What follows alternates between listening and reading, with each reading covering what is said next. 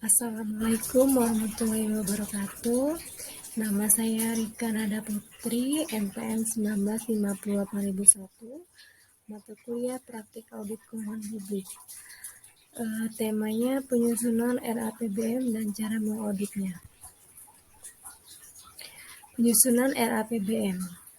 Tahap penyusunan rancangan anggaran pendapatan dari belanja daerah atau RAPBN ditandai dengan keluarnya surat edaran Menteri Keuangan yang ditunjukkan kepada para pemimpin departemen dan ketua lembaga negara yang berisi permintaan untuk memasukkan rancangan anggaran departemen atau lembaga negara yang bersangkutan. Karena sejak tahun 1969, tahun anggaran Indonesia dimulai pada tanggal 1 April. Maka biasanya surat edaran ini dikeluarkan sekitar bulan Mei atau bulan Juni tahun anggaran yang mendahulunya. Jadi tiap-tiap pimpinan departemen dan ketua lembaga negara diberi waktu kurang lebih 6 bulan untuk mempersiapkan rancangan anggaran departemen atau lembaganya.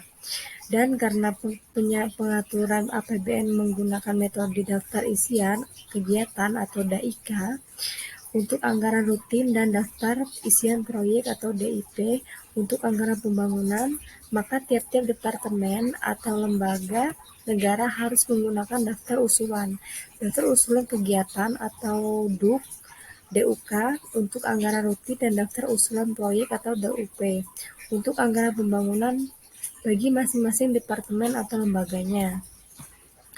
DUK atau DUK kemudian diajukan untuk dibahas oleh Menteri Keuangan, sedangkan DUP di samping diajukan kepada Menteri Keuangan, juga diajukan untuk dibahas oleh Ketua Badan Perencanaan Pembangunan Nasional atau Bappenas. Setelah masing-masing mendapatkan persetujuan, maka oleh Menteri Keuangan dan Ketua Bappenas DUK atau DUP itu akan diolah lebih lanjut dan dihimpun menjadi RAPBN.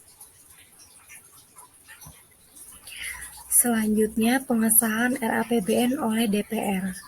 Segera setelah DPR menerima RAPBN, maka bersama-sama dengan pemerintah DPR akan membahasnya lebih lanjut.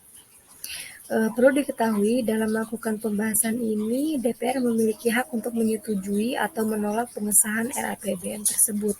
Seandainya DPR tidak menyetujui RAPBN yang diusulkan oleh pemerintah itu, maka sesuai dengan pasal 18 Undang-Undang Dasar 1945 dipakai APBN tahun sebelumnya. Sedangkan bila DPR menyetujui APBN tersebut, maka tanggal 1 April tahun anggaran yang bersangkutan, Presiden akan menetapkan RUU APBN itu menjadi Undang-Undang APBN. Hal ini sekaligus menandai disahkannya RAPBN menjadi APBN. Dengan disahkannya RAPBN menjadi APBN ini, berarti DPR telah memberikan kuasa sepenuhnya kepada pemerintah untuk menjalankan kebijaksanaannya sebagaimana tertuang di dalam APBN tersebut. Dengan demikian, APBN itu telah siap untuk dilaksanakan. Selanjutnya, pelaksanaan APBN. Sebagaimana telah disinggung sebelumnya, setelah setiap departemen dan lembaga negara menyerahkan DUK dan DUP-nya kepada Menteri Keuangan dan Ketua Bappenas, maka tugas tiap departemen atau lembaga negara itu selanjutnya adalah menunggu sampai disahkannya DUK dan DUP tersebut menjadi DIK dan DIP.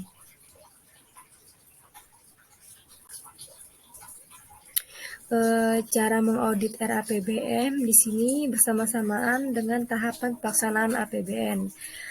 KK atau L dan bendahara umum negara melakukan pelaporan dan pencatatan sesuai dengan standar akuntansi atau SAP, sehingga menghasilkan laporan keuangan pemerintah pusat atau LKPP. yang terdiri atas laporan realisasi anggaran atau LRA, neraca, laporan arus kas atau LAK, dan catatan atas laporan keuangan atau CALK.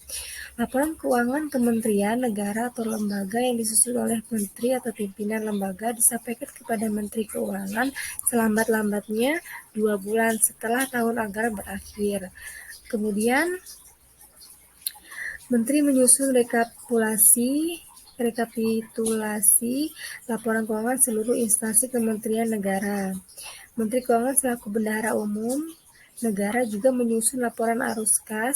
Semua laporan keuangan tersebut disusun oleh Menteri Keuangan selaku pengelola fiskal sebagai wujud laporan keuangan pemerintah pusat disampaikan kepada Presiden. Dalam memenuhi pertanggungjawabannya pelaksanaan APBN, Presiden menyampaikan laporan keuangan pemerintah pusat kepada BPK paling lambat 3 bulan setelah tahun anggaran berakhir.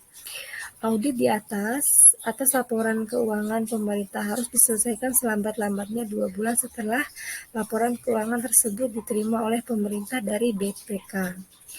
Undang-Undang Nomor 17 Tahun 2003 tentang Keuangan Negara Pasal 30 menyebutkan bahwa Presiden menyampaikan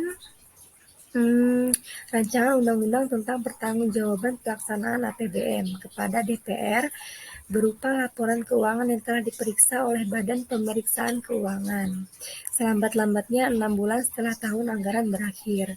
Laporan keuangan pemerintah pusat setidak-tidaknya meliputi laporan realisasi anggaran, neraca, laporan arus kas, dan catatan atas laporan keuangan, serta dilampiri dengan laporan keuangan perusahaan negara dan badan lainnya.